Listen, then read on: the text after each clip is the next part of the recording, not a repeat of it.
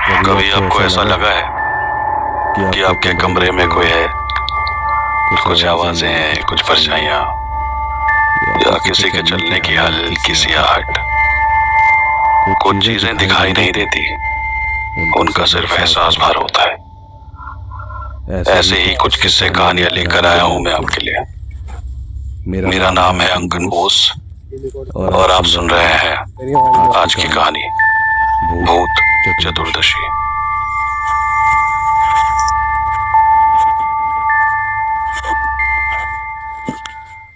हल्दिया पश्चिम बंगाल का एक छोटा सा प्रांत, जिसके गर्भ में छुपी है कुछ दहला देने वाली चीखें और खून से सनी हुई एक ऐसी कहानी जिसका जिक्र करने से भी लोग डरते हैं।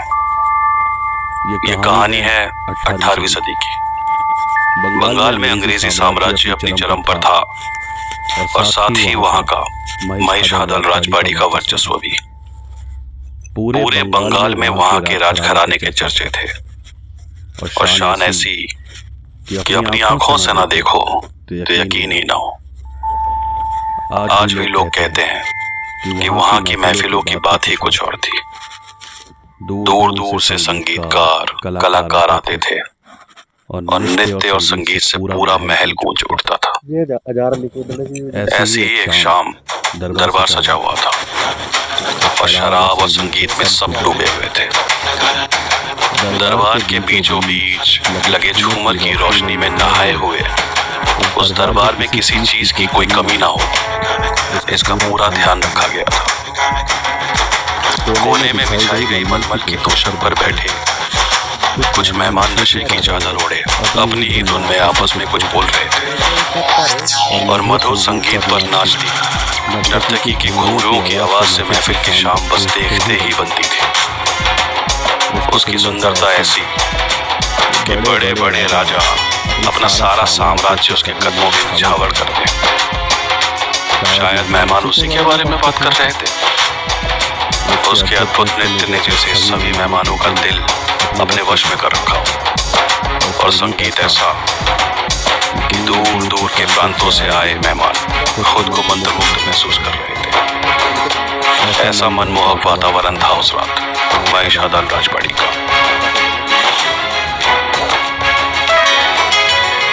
सब कुछ सही चल रहा था कि अचानक से किसी के चीखने की आवाज से सब दहल गए।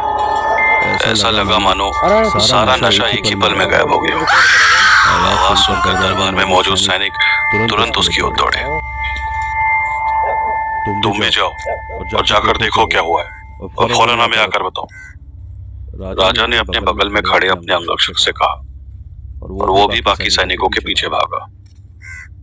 कुछ ही देर हुई होगी कि एक सैनिक दौड़ते दौड़ते दरबार में आया। चेहरा देखकर लगता था कि जैसे जिस्म का सारा खून सूख गया। आंखों में भय और दर्द का एक अजीब सा एहसास था उसके। हांफते हांफते तभी सी आवाज में महाराज, आपको अभी चलना होगा। महल में कुछ अनहोनी हुई है। क्या हुआ है? तुम इतने डरे हुए क्यों? राजा ने पूछा तो सैनिक बोला, कृपा करें महाराज, आप स्वयं चलकर देख लें।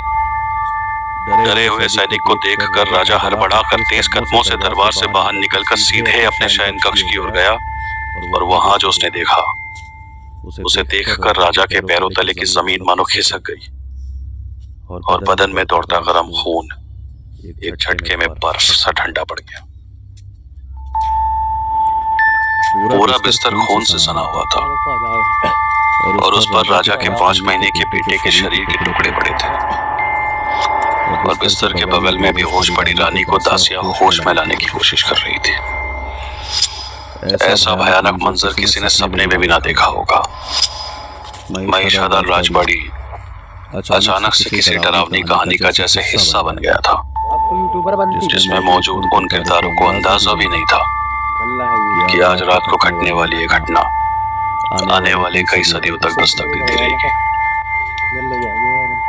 हे भगवान, ये क्या हो गया? राजा अपने घुटनों के बल गिर गया और सिसक कर रोने लगा। लेकिन कुछ ही पलों उसका दुख गुस्से में बदल गया। पूरे महल को बंद कर दो, कोई बाहर नहीं जा पाए और गुरुदेव को तत्काल यहाँ लेकर आओ। गुस्से से भरी लाल आंखों से घूरते हुए राजा ने अपने अंगरक्षक को आदेश दिया। जिसने भी ये किया है उसको हम छोड़ेंगे नहीं। राजा की आवाज में बदले की महक थी। उधर रानी होश में आ चुकी थी और उठते ही वो अपने मरे हुए बेटे की लाश को समेटने लगी। रो रो कर उसकी आंखों का काजल उसके गालों तक फैल चुका था।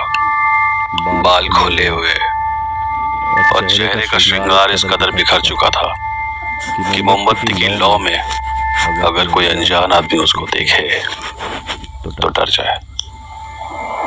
वो पागलों जैसी हरकतें कर रही थी। अपने बच्चे के टुकड़ों को अपने गोद में रखकर उसे अपने हाथों से सहलाते हुए वो बिस्तर पर बैठे लोरी गाने लगी, जिसे देखकर आसपास मौजूद लोग भय से अपनी जगह पर जम गए थे। यहाँ तक कि गम में डूबे हुए राजा भी इतना घबराया हुआ था कि वो चुपचाप खड़े होकर बस एकटक रानी को देखता जा रहा था।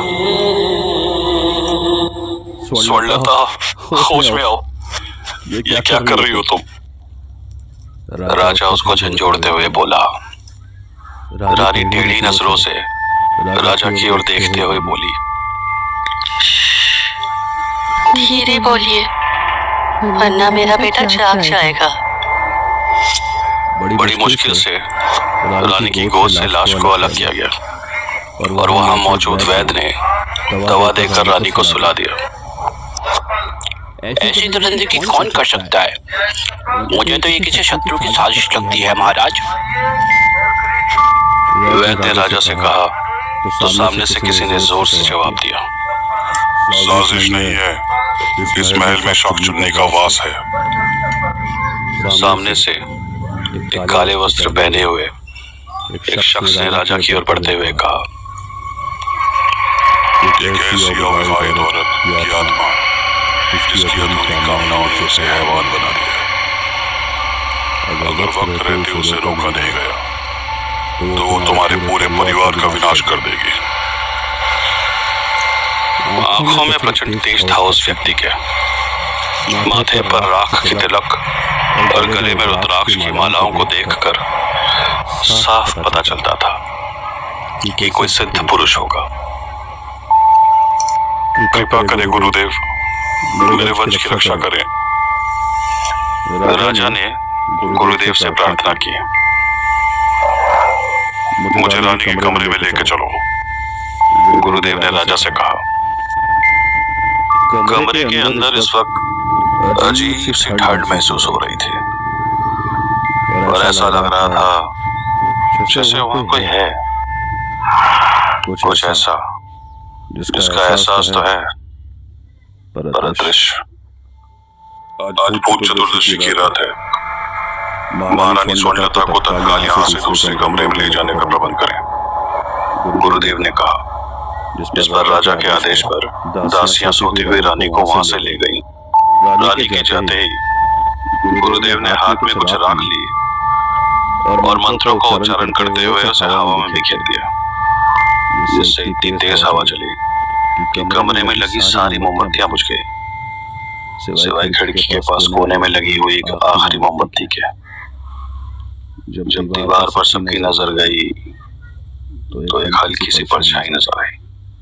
उस पर कुछ रेंग रहा हो जैसे, और फिर खिड़की से आती हुई चांद की हल्की हल्की रोशनी और हवा से फड़फड़ाते उस आखिरी जलती हुई मोमबत्ती की लौ में वो नजर आई।